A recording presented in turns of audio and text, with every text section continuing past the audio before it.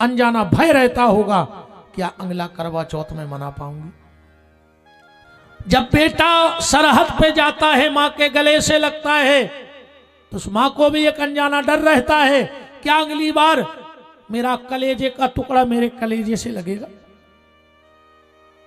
उस बूढ़े बाप को डर रहता है, न जाने मेरी बुढ़ापे की लाठी कब टूट जाए। तो सारी संसार की नौकरी वेतन के लिए, पर सैनिक की नौकरी वतन के लिए। अगर तुम कहो 1,50,000 में कोई छाती पे गोली खावे तैयार है, अगर उनको पैसे से प्यार होता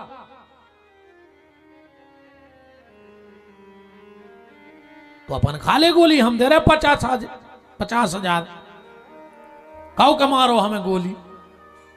पर उनको शरीर से प्यार नहीं है, उनको भारत माता के चरणों से प्यार हो गया है।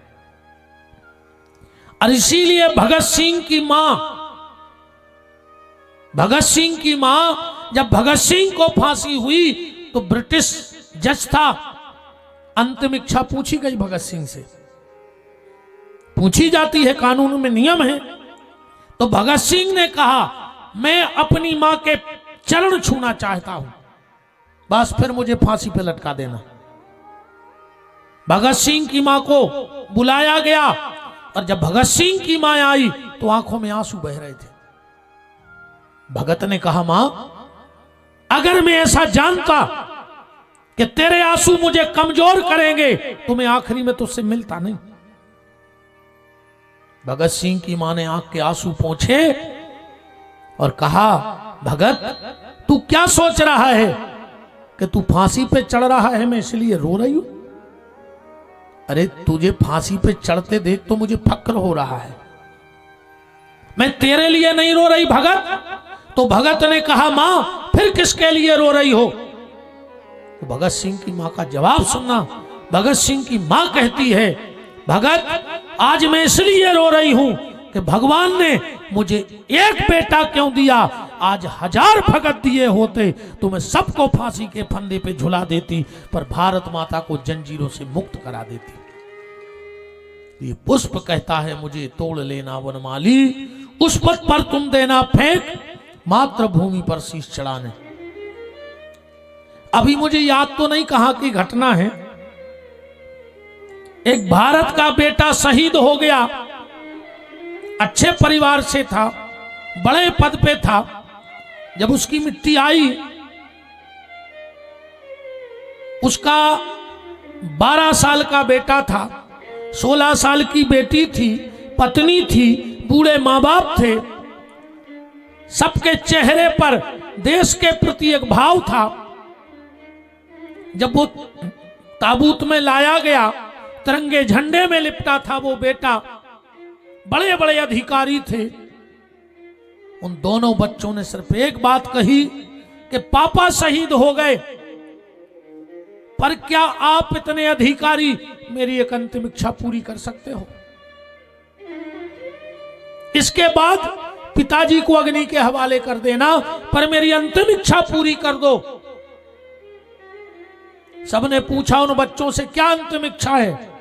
बोले मुझे मेरे पापा का मुंह दिखा दो, बस ताबूत खोल करके मुझे मेरे पापा का मुंह दिखा दो। सारे ऑफिसरों के चेहरे उतर गए, खुसर फुसर होने लगी। और भी नाते रिश्तेदार बड़े बड़े जो गए थे लोग, उन्होंने कहा इसमें क्या दिक्कत है, खोल दो ताबूत, बच्चे हैं, आखिरी में पापा का मुंह देख लें। जनरल की आंखों में टप टप आंसू बह रहे थे, पर वो कुछ बोल नहीं पा रहा था। उससे पूछा गया कि ताबूत क्यों नहीं खोल रहे हो, कौन सी मजबूरी है। और जनरल का गला भर आया और उसने कहा दिक्कत यह है कि आतंकवादियों ने इसके पिता का सिर काट लिया है, उस ताबूत में उसके पापा का सिर है ही नहीं, तो हम दिखा कहां से दें। उसका सिर है ही नहीं तो हम दिखा कहां से दें। इसीलिए शायद ये पुष्प कहता है कि मुझे तोड़ लेना बनमाली,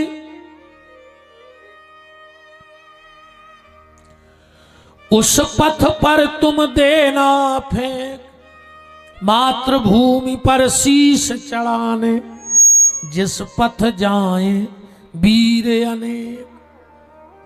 तो गोस्वामी जी लिख रहे हैं कि ही हरे साईं बारे साईं सुमन,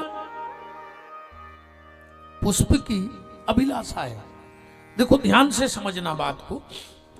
हम भगवान के मंदिर ले जाते हैं, ले जाते कि नहीं ले जाते? यही फूल आप भगवान की कथा में लाते हो, यही फूल आप संत सदगुरु के चरणों में चढ़ाते हो। यही फूल जब कोई मर जाता है तो उसकी अर्थी पे फेंके जाते हैं। यही फूल जब कोई नेता चुनाव जीत जाता है तो उसको माला पहनाई जाती है।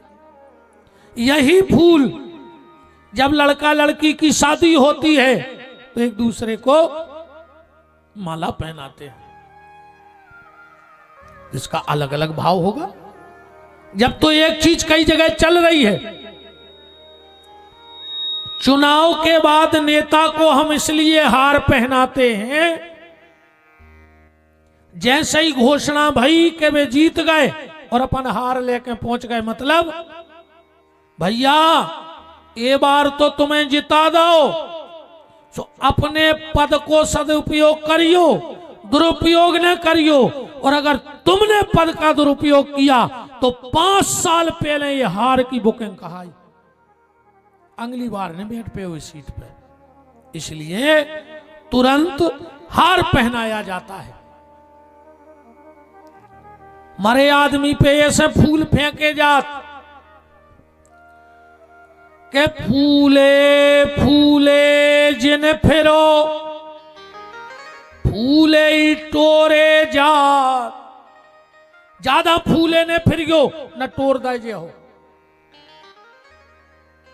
संत सदगुरु के चरणों में हम इसलिए पुष्प लेके जाते हैं, भगवान को मन पसंद नहीं है ना, मन तो चाहे को दे दे। भगवान को मन पसंद नहीं है, उमें एक डिग्री लगी है मन में। कौन सी? के निर्मल मन, मन नहीं चाहने भगवान को अकेलो, निर्मल मन, निर्मल विकार रहित मन, तो इसका नाम है सुमन। तो जब हम संत के पास जाते तो कहते हैं हम मन लाए हैं, इसको सुमन बना के भगवान तक भेज देना। इसलिए हम संत सदगुरु के चरणों में सुमन चढ़ाते हैं, संत सदगुरु को। अच्छा, शादी में सबसे पहले लड़की माला पहनाती है, लड़का को पहनात के नहीं। मानो अच्छो लगे तो भाव ले जाइयो, नहीं लगे तो हमारे मन की उपज आए जा, हमारे मन के थे कि ऐसो हो तो ये। लड़की जब लड़के को माला पहनाती है, आंखों ही आंखों में होने वाले पति से कहती है कि सुनो, हमारे पापा की इतनी ताकत नहीं आती ये तुमने हमारे ब्याह में खर्च कर दा। हमारे पापा ने कोनो कमी नहीं राखी, हमारे पापा ने कर्जा भी कर लो है कछु कि तुम्हारी दरवाजे की शोभा बन जाए। अगर कुछ कमी रह गई हो मेरे पापा की तरफ से तो आप हार स्वीकार कर लेना, तो हमारी और आपकी रिश्तेदारी जीवन भर चलती रहेगी। फिर लड़का माला पहनाता है और वो भी आंखों ही आंखों में होने वाली पत्नी से कहता है कि सुनो, हो सकता है जितनी सुख सुविधाएं तुम्हारे पापा ने तुम्हें दी हो हम न दे पाए, जितनी सुख सुविधाएं तुम्हारे पापा ने तुम्हें दी हो हम न दे पाए, जितने लाड़ प्यार से तुम्हारे पापा ने तुम्हारे पाला है हम उतनी व्यवस्थाएं न कर पाए। और सबसे बड़ी बात ये सुन लो, हमारी जो माँ है ना वो जरा तेज स्वभाव की है। मेरी माँ जरा तेज स्वभाव की है, अगर मेरी माँ कभी तुमसे कुछ कह दे तो तुम अपनी हार स्वीकार कर लेना, तो हमारी गृहस्थी की गाड़ी जीवन भर आगे बढ़ती रहेगी। शायद यह पुष्प की अभिलाषा होती होगी। पर सखियां फूल क्यों फेंक रही हैं? सखियां हैं पहला भाव, सखियों ने हाथ में फूल लाए कि देवी देव मिथिलानी, मिथिला की माताएं, देवी देव मिथिलानी सब विधि गौर गणपति मनाऊती। मिथिला की माताएं कह रही है गणेश जी, ये दुर्गा जी, फलाने देवता, आज तक हमने जितनी पूजा पाठ करी हो वो पूरा फल ये सांवरे लड़का को लग जाए। देवी देव मिथिलानी गौर गणपति मनाऊती, और यही हेतु बाला फूल माला बरसाऊती। बगल वाली बोली तुम जा काय कह रहे कि हमारे पुण्य को लग जाए? अरे बोले वो पुण्य लग जाए सो वो धनुष तोड़ दे, सो बोले धनुष तोड़ है सो ब्याह तो सीता से हो जाए, अपन हो का मिल। एक सखी बोली शादी भली जानकी की हो जाए, पर अगर जनकपुर में रिश्तेदारी हो जाए तो साल 6 महीना में आबो जाबो लगो रहे है, तो अपन को देख भी मिल जाए जोई का कम आए। बिल्कुल शादी न हुए पर आहे तो ससुराल के बहाने, अपन को देख भी मिल जाए, इसलिए फूल फेंक रही हैं। देवी देव मिथिलानी गौर गणपति मनाऊती, यही हेतु बाला फूल माला बरसाऊती। एक सखी कह रही है फूल फेंक के कि धनुष को कमठ की पीठ से कठोर जान। ए राम, वो धनुष तो है कछुआ की पीठ से भी कठोर, पर तुम देख के घबराने जज्जू बोले काय कि धनुष को कमठ की पीठ से कठोर जान, पर राम जी को धनुष वो फूल सो बताऊती। कि जैसा ही तुम ये हो वो धनुष फूल घाई हल्को हो जाए, तुम तो जाकर तोड़ दियो। और यही हेतु बाला फूल माला बरसाऊती, ये हर सई बरसई सुमन।